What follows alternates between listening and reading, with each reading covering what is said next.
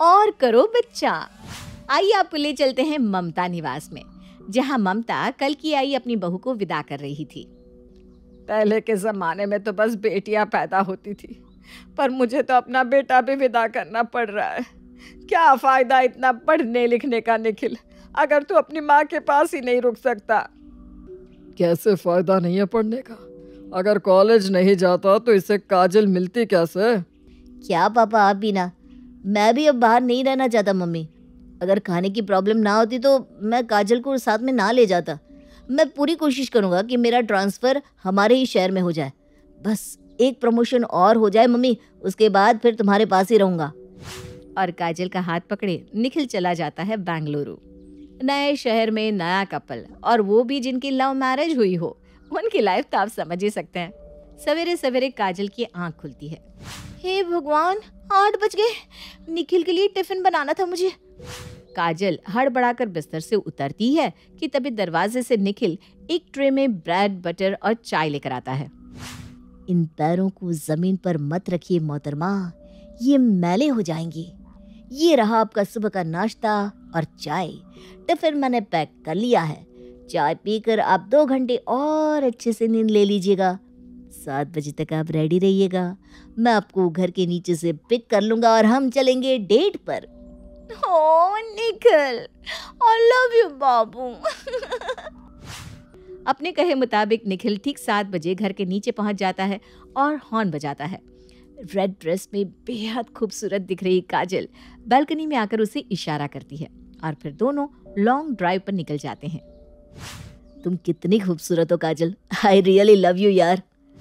निखिल और काजल आपस में बहुत खुश थे। जितना निखिल काजल का ध्यान रखता था, काजल भी निखिल का उतना ही ख्याल रखती थी। एक रोज जब निखिल ऑफिस से घर आता है, काजल ये दरवाजा क्यों नहीं खोल रही? सो रही होगी। मैं तो भूल ही गया था कि घर की एक चाबी मेरे पास भी है। जैसे ही दरवाजा खोलकर निखिल अंदर जाता है, उसके ऊपर गुलाब की पंखुड़ियां गिरने लगती है। चारों तरफ कैंडल्स ही कैंडल्स थे और बीच में था डिनर टेबल, जिसमें अपने पति का इंतजार करती हुई एक पर्पल सी ड्रेस में काजल बैठी थी। सरप्राइज सिर्फ तुम ही नहीं दे सकते हो, मैं भी दे सकती हूँ जनाब। आपका सूट अंदर कमरे में बेड पर रखा हुआ है, जाइए तैयार होकर आ जाइए। और इसी तरह हंसते खेलते 7 महीने बीत जाते हैं। एक सुबह अचानक ही काजल की तबीयत बिगड़ जाती है। काजल को क्या हो गया है? बार बार वॉशरूम जा रही है। पसीने से लथपथ काजल वॉशरूम से बाहर आती है। उसकी ऐसी हालत देखकर निखिल घबरा जाता है। तुम ठीक तो हो ना काजल? डॉक्टर के पास ले चलूं क्या? लगता है बाहर का खाया होगा तुमने, इसलिए पेट खराब हो गया होगा। पता नहीं निखिल, मैंने ऐसा कुछ भी नहीं खाया था। रात से मुझे उल्टियाँ हो रही है, हमें डॉक्टर को दिखा लेना चाहिए। निखिल काजल को डॉक्टर के पास लेकर जाता है। मुझे बिल्कुल भी अच्छा नहीं लग रहा Nikhil, I am not feeling good. अरे मेरा बच्चा, मैं हूं ना। घबराने का नहीं, ये वक्त मुस्कुराने का है। मुस्कुराइए काजल जी, घबराने की बात नहीं है, ये तो खुशी की बात है। आपकी बॉडी में ये जो चेंजेस दिख रहे हैं ना, क्योंकि आप माँ बनने वाली हैं। निखिल, ये सुनते ही काजल निखिल के गले लग जाती है। तुम्हें बच्चा चाहिए ना बेबी, घबराओ मत, मैं हमेशा तुम्हारे साथ हूँ। हमारा बच्चा आने वाला है, हमारे प्यार की निशानी। तुम हो, फिर मुझे किस चीज की टेंशन। जैसे ही निखिल को काजल की प्रेगनेंसी का न्यूज़ मिलता है, उसका प्यार काजल के लिए और बढ़ जाता है। अब वो हर वक्त काजल के ही आगे पीछे घूमता रहता, उसकी हर छोटी बड़ी जरूरत का ख्याल रखता। एक दिन वीडियो कॉल पर काजल अपनी सास से बात कर रही थी। तू यहाँ आ जा बहू, ये तेरा पहला बच्चा है ना, तुझे इस बदलाव की आदत नहीं है। इस वक्त माँ को बहुत पौष्टिक खाने की ज़रूरत होती है। शरीर में ना बहुत सारे बदलाव होते हैं, कभी मन खट्टा खाने को करता है, कभी मीठा। अचानक ही वज़न बढ़ने लग जाता है, बाल झड़ने लग जाते हैं, और फिर ना एक दिन बच्चा लात मारता है। मेरा फुटबॉलर लात मारेगा? हाँ बेटा, तेरा फुटबॉलर। बहुत सारे परहेज भी रखने पड़ते हैं। निखिल को तो उसकी कोई नॉलेज नहीं, तुम दोनों सब कैसे संभालोगे? तुम टेंशन मत लो मम्मी, मैं दिन भर डॉक्टर के कांटेक्ट में रहता हूँ, सब कुछ संभाल लूंगा। चलो काजल, अब फ्रूट्स खाने का टाइम हो गया। ये देखकर तो लग रहा है कि मैं बेकार में ही फिक्र कर रही हूँ। तू संभाल लेगा बहू को। कभी तो छोड़ दो अपनी बीवी को भैया, हम भी बात कर ले। इसी तरह 9 महीने बीत जाते हैं। और दुनिया में आ जाता है वो नन्हा मेहमान जिसका इंतजार निखिल और काजल कर रहे थे। ये मेरा बच्चा है काजल, तुमने मुझे दुनिया की सबसे बड़ी गिफ्ट दी है। अपने छोटे से बच्चे को अपने पति के हाथ में देखकर काजल को ऐसा लग रहा था मानो उसकी फैमिली परफेक्ट फैमिली हो गई हो। पर उसे क्या पता था कि असली बदलाव तो अब आने वाला था। बच्चों के साथ पहला हफ्ता तो बहुत अच्छी तरह निकलता है, पर उसके बाद एक दिन। सुनो ना काजल, जरा चंपी कर दो ना जैसे तुम पहले किया करती थी। तुम्हारी उंगलियां क्या नहीं लग रही मेरे बालों पर, मेरे बाल झड़ने शुरू हो गए हैं। तुम तो फिर भी एक लड़की हो, 2-4 बाल झड़ भी जाए तो क्या, मेरे बालों की हालत देखिए। और तुम देख रहे हो किस तरह मैं दिन भर मेरे सोना को संभालती रहती हूँ, और उसके बाद भी तुम मुझे चंपी करने को कह रहे हो। आई एम सो सॉरी काजल। दिन बीतते जाते हैं और अब काहे का लॉन्ग ड्राइव, काहे की डेट। घर में बच्चा आने के बाद कहाँ उसकी माँ फ्री रह पाती है। दिन भर काजल अपने छोटे से बेटे में ही लगी रहती। रात को निखिल ऑफिस से घर आता है। आज तो बड़ी जोरों की भूख लग रही है, टिफिन लेकर भी नहीं गया था और कैंटीन खुला हुआ नहीं था। घर पर आते ही निखिल सबसे पहले किचन में जाता है, पर किचन में उसे खाने को कुछ मिलता ही नहीं। आज भी तुमने कुछ नहीं बनाया काजल? तो तुम क्यों चिढ़ रहे हो निखिल? ऐसा तो नहीं है ना कि पहली बार मैंने डिनर नहीं बनाया, ऐसे तो कई बार होता था। पर पहले तो तुम मेरे बाबू ने खाना नहीं बनाया, चलो बाहर खाते हैं, ऐसा कहते थे। और आजकल तुम अलग ही बिहेव करते हो, पता नहीं क्या हो गया है तुम्हें। मुझसे बहस मत करो काजल, मेरा दिमाग वैसे ही खराब है। एक तो ऑफिस का इतना प्रेशर, ऊपर से पेट भी खाली है मेरा। मैं जा रहा हूँ, मैगी बनाकर खा लूंगा। निखिल को मैगी बनाकर ही खाना पड़ जाता है। 5 मिनट के अंदर जल्दी जल्दी मैगी खाकर निखिल वापस लैपटॉप खोलकर अपने कमरे में मीटिंग शुरू कर देता है। Yes sir, I am working on that project sir. धीरे निखिल, बीबी उठ जाएगा ना, जरा धीरे। हाँ सर, नहीं मैं आपसे नहीं कह रहा था। यस सर, तो आप क्या कह रहे थे? प्रोजेक्ट में क्या चेंजेस करना है? और क्या था, जिसका डर था वही हो जाता है। अपने पापा की आवाज सुनकर बेबी उठकर जोर जोर से रोने लगता है। मैं तुमसे कह रही थी कि बाहर चले जाओ, पर नहीं, उठा ही नहीं गया जनाब से। कितनी मुश्किल से सुलाया था इसे। अब पूरी रात इसे गोदी में लेकर घूमती रहूंगी मैं। तुम्हें क्या, तुम तो सो जाओगे और फिर पूछोगे खाना क्यों नहीं बना। गुस्से में अपना लैपटॉप लिए निखिल कमरे से बाहर आ जाता है। कमरे में काजल अपने बच्चे को गोद में उठाए इधर से उधर घूमकर उसे सुलाती रहती है, और बाहर लैपटॉप पर काम करते करते ही निखिल सो जाता है।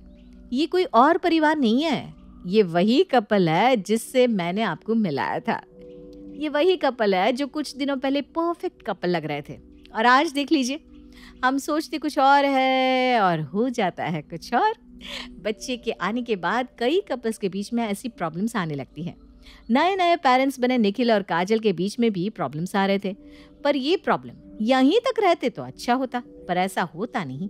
अगले दिन रोज की तरह निखिल ऑफिस चला जाता है। काम करते वक्त उसकी नजर अपने फोन के वॉलपेपर पर पड़ती है, जिस पर उसने अपनी पत्नी की तस्वीर लगा रखी थी। बेकार में झगड़ लिया मैं कल काजल से। आजकल हम दोनों एक दूसरे को वक्त ही नहीं दे पा रहे। एक काम करता हूँ, उसे फोन करता हूँ, रात को फिर से दोनों डेट पर जाएंगे। कौन सी डेट पर जाए? इस बार मूवी डेट सही रहेगी।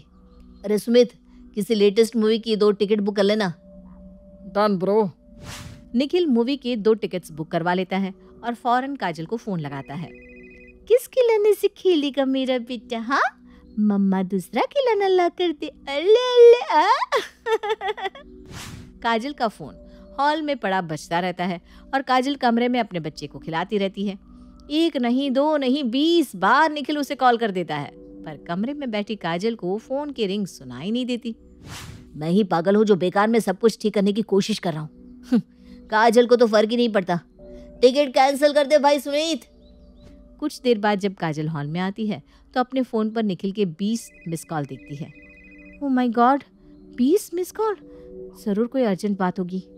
बेचारा निखिल। हड़बड़ाकर काजल फौरन निखिल को कॉल बैक करती है। मैं बेबी के साथ ही निखिल, और फोन ना हॉल में ही रह गया था। बताओ तुम कॉल कर रहे थे, कोई बात हुई है क्या? क्या ही होना है, तुम जाओ बच्चा संभालो, कोई बात नहीं। रोज की तरह बिस्तर की एक तरफ होता है निखिल और दूसरी तरफ होती है काजल, और बीच में होता है उनका बच्चा। सीलिंग को देखते हुए निखिल खुद में सोचता है, क्या जिंदगी हो गई है। पहले क्या एंजॉय करता था मैं। ये बच्चा क्या आ गया, उसने तो मेरी बीवी मुझसे छीन ली। एक कमरे में रहकर भी मैं कितना दूर हो गया हूँ काजल से। काजल, सो गई क्या? नहीं निखिल, बोलो। मेरे पास आओ ना। कितने दिनों से हमने एक दूसरे से बात भी नहीं की है। पहले कैसे हम रात रात भर बातें करते रहते थे। अब बेबी को झूले पर सुला दो और तुम इधर आ जाओ। क्या निखिल, तुम भी ना, मुझे समझ में ही नहीं आता, कोई माँ अपने बच्चे को झूले पर सुलाकर कैसे छोड़ सकती है। मुझसे तो मेरा बच्चा 1 मिनट के लिए भी नहीं छूटता। अरे कुछ देर के लिए तुम यहीं तो रहोगी कमरे में, उसे छोड़कर कहीं बाहर थोड़ी ना जा रही हो। तुम्हारा ही बेटा है ये, 1 मिनट नहीं छोड़ता मुझे। अगर मैं उसे उठाकर झूले पर सुलाने गई ना तो ये महाशय उठकर रोने लगेंगे। ये सुनते ही गुस्से से निखिल उठता है और बेड पर रखे पिलो को जमीन में फेंककर कमरे से बाहर चला जाता है। ये क्या बदतमीजी है निखिल, पागल हो गए हो क्या? अब धीरे धीरे निखिल और काजल की दूरियां बढ़ती जा रही थी। एक रोज जब काजल वीडियो कॉल पर अपनी सास से बात कर रही थी, ममता कहती है, क्या बात है बहू, मुझे कुछ ठीक नहीं लग रहा। पहले किस तरह निखिल तेरे आगे पीछे घूमता रहता था, और आजकल जब भी मैं तुझसे बात करती हूँ निखिल कहीं दिखता ही नहीं। हमारे बीच कुछ ठीक नहीं चल रहा मम्मी जी, पता नहीं क्या हो गया है उसे, हर वक्त मुझसे चिढ़ा रहता है। होता है बेटा, तू भी ना उसे ज़रा समय देने की कोशिश कर। एक काम कर, कल ना तुम दोनों खाने पर चले जाओ, वहाँ तो उससे बात करके पूछना कि क्या कारण है उसकी चिड़न का, और जो भी मैटर होगा सुलझा लेना। करेगी ना? मुझे तुझ पर विश्वास है बहू। ठीक है मम्मी जी। रात को जब निखिल ऑफिस से घर लौट कर आता है, किस तरह दिखने लगी हो तुम? कहाँ पहले कितनी खूबसूरत लगती थी और अब देखो, कपड़े पर जूठन गिरी हुई है, बाल बिखरे पड़े हैं। क्या हाल बना लिया है तुमने अपना? आधे घंटे में हाल ठीक कर लेती हूँ जनाब। आज मैं और तुम बाहर डिनर पर जा रहे हैं। क्या सच्ची? ओ डार्लिंग, आई लव यू। ये सुनते ही निखिल खुशी से झूम उठता है। फौरन तैयार होकर निखिल गाड़ी निकाल लेता है और गाड़ी में बैठकर दोनों पति पत्नी पहले की तरह घूमने निकल जाते हैं। एक लॉन्ग ड्राइव और उसके बाद डिनर पहले की तरह। मुश्किल से आधा घंटा भी नहीं बीतता कि बेबी को खांसी होनी शुरू हो जाती है। ओह माय गॉड, लगता है बेबी को बाहर की हवा लग गई। निखिल, वापस चलो, हमें ये प्रोग्राम कैंसिल करना होगा। वही मैं सोचूं, मेरी किस्मत में अच्छा हो ही कैसे सकता है। अब निखिल समझ चुका था कि अब उसके और काजल के बीच कुछ ठीक नहीं हो पाएगा, यहाँ तक कि अब दोनों एक कमरे में सोना तक छोड़ देते हैं। पर ममता तो ठहरी निखिल की माँ। उसे कहीं ना कहीं समझ में आ गया था कि निखिल और काजल के रिश्ते में तनाव बढ़ता जा रहा है, और दोनों के बीच की इस मिसअंडरस्टैंडिंग को दूर करने के लिए वो पहुंच जाती है सीधा बेंगलुरु। सुबह दरवाजे की घंटी बजती है। काजल दरवाजा खोलती है और दरवाजे पर होती है प्यारी प्यारी सासू माँ ममता जी। ये बाहर तकिया और चादर किसका है? तुम कल रात बाहर सोई थी क्या बहू? हाँ मम्मी जी, अगर मैं कमरे में सोऊं तो निखिल बाहर सोते हैं, और मैं बाहर सोऊं तो निखिल अंदर। हे भगवान, बात इतनी बिगड़ गई है। वो तो अच्छा हुआ कि मैं समय पर आ गई, वरना भगवान न करे। अब तो फिक्र मत कर, मैं सब देख लूंगी। कई दिनों के बाद ममता के आने के कारण सभी एक साथ नाश्ते के टेबल पर बैठते हैं। अब तो बता, क्या बात हो गई बेटा? क्या बताऊं मम्मी, कम प्यार किया है क्या मैंने काजल को? तुमने तो देखा ही है। पर जब से हमें ये बच्चा हो गया है, पता नहीं इसे क्या हो गया है। देखो तो कैसी हालत हो गई इसकी, ना खुद का ख्याल रखती है ना मुझ पर ध्यान देती है। जब देखो बेबी बेबी बेबी। पहले हर सैटरडे हम घूमने जाते थे, हर रात नाइट आउट, हर रोज सरप्राइज। इन 7 महीनों ने हमने कहाँ टूर नहीं किया, फ्रेंड्स के साथ घूमना, क्लब, पार्टी। और अब देखो। ये कहता हुआ जैसे ही निखिल खाना लेने जाता है तो वो देखता है कि खाने में दलिया बना हुआ है। नाश्ते में दलिया? बेबी अब बड़ा हो रहा है, इसलिए उसे अनाज खिलाने की जरूरत है, इसलिए मैंने सबके लिए दलिया ही बना लिया। ये इसी की बात कर रहा था मैं मम्मी। मुझे नहीं खाना, मैं जा रहा हूँ। अपनी माँ के सामने भी निखिल 2 दिन तक घर पर नाश्ता ही नहीं करता, न घर पर रात का खाना खाता। तीसरी रात, खाना मैंने बनाया है, तेरे मन का दम आलू है, वेज फ्राइड राइस है, बैंगन का भरता है। बाहर जाने की कोई ज़रूरत नहीं है। और वैसे मैं सोच रही थी, तू सही कह रहा है, बहू के कारण तेरी पर्सनल लाइफ भी बहुत डिस्टर्ब हो रही है। इससे छोड़, तू एक काम कर, अपने दोस्तों के साथ 1-2 हफ्ते के लिए गोवा की एक ट्रिप लगा ले। अरे हाँ मम्मी, ये तो मैंने सोचा ही नहीं। तो अब देर क्यों कर रहा है? कॉल कर ले अपने दोस्तों को, सबके साथ घूम कर आएगा तो तुझे भी अच्छा लगेगा। इसे पड़े रहने दे घर पर। अपनी माँ को अपने पक्ष में बोलता देख निखिल बड़ा खुश होता है और सबसे पहले अपने दोस्त सुमित को कॉल करता है। एक काम कर भाई, हम सारे दोस्तों को कॉन्फ्रेंस पे ले ले, बहुत इंपॉर्टेंट बात बोलने जा रहा हूँ मैं। हाँ तो फ्रेंड्स, हम सब गोवा ट्रिप पर जा रहे हैं पहले की तरह। जिनकी जिनकी वाइफ रेडी है आने के लिए उन्हें ले लेना, और जिनकी वाइफ ड्रामा करे उन्हें घर पर छोड़ देना। पहले की तरह वही एंजॉयमेंट, वही नाच गाना मस्ती मजाक होगा। क्यों, पागल हो गया क्या तू? क्या बोल रहा है भाई? ये हम सब छोड़ चुके हैं, शादी हो गई है हमारी। मेरी बीवी ने तो मेरा घर क्या, मेरा जीवन ही ड्राई घोषित कर दिया है। अब हम गोवा की टिकट नहीं करते, अब तो टिकट होती है मेरे ससुराल की। अरे तू भी बड़ा हो जा भाई, तेरी भी शादी हो गई है। हाँ भाई, मेरी बेटी 2.5 साल की होने वाली है, अभी एडमिशन का सीजन है, तो मुझे उसके एडमिशन का बहुत टेंशन है। और तू गोवा गोवा कर रहा है, घर भी देखना पड़ता है यार, बच्चों का फ्यूचर सोचना पड़ता है। कहाँ से गोवा ट्रिप करेंगे हम? अपने दोस्तों की बात सुनकर निखिल शॉक्ड रह जाता है, उसकी तो बोलते ही बंद हो जाती है। कर ली बात तो चालू कर दे पैकिंग। ये क्या कर रहा था मैं मम्मी? बचपना था तेरा, बचपना कर रहा था तू। अभी भी तू समझ रहा था कि तू अपनी काजल का बॉयफ्रेंड है, पर गर्लफ्रेंड बॉयफ्रेंड नहीं रहे अब दोनों। शादी के बाद भी तुम दोनों को मिल गया अलग घर, कोई रिस्पॉन्सिबिलिटी नहीं। वही लाइफ तो तुझे ये एहसास ही नहीं दिला पाई कि तेरी शादी हो गई है, और इसी बीच तू बन गया एक बाप। किसी ने तुझे प्रेशराइज नहीं किया था बाप बनने के लिए, ये तेरी खुद की चॉइस थी ना। तो ले ले अब रिस्पॉन्सिबिलिटी अपने बच्चे की। अब क्या था, निखिल सब समझ जाता है कि कहाँ वो काजल को सिर्फ और सिर्फ एक पत्नी के रूप में देख रहा था, जबकि अब वो एक माँ बन चुकी थी और निखिल खुद भी एक बाप। और अगले ही दिन से निखिल अपने बाप होने का फर्ज निभाना शुरू कर देता है और उसका परिवार फिर से खुशहाल हो जाता है।